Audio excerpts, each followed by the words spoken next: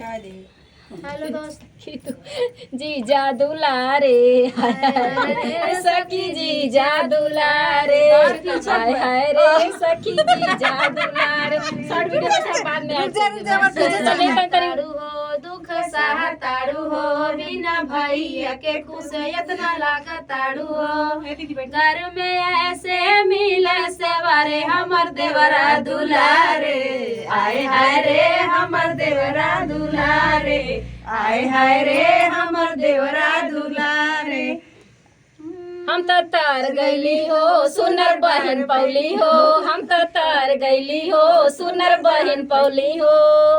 अरे आके स्टूडियो में हम सब कुछ पाए आके स्टूडियो में सब कुछ पाई हम तो आए हाय रे बंदरा बहिन दुलारे आए हाय रे हमर अर्चना दुलारे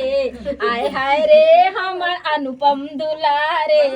आए हाय रे हो दमदार बहे हो 1 लाखों में जीजा जी हमार है हो बहुत ही माने जाने जीजा हमारे नाम लइके पुकारे आए हाय रे सखी जीजा हमारे आए हाय रे सखी जीजा हमारे। जीजा जीजा के बहरे बैठे बेचारे सखी जीजा हमारे आए हाय रे सखी जीजा हमारे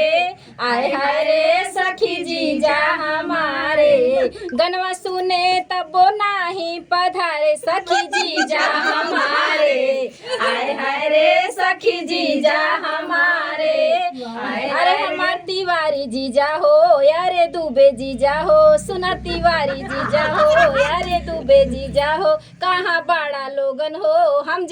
तो जात बानी हो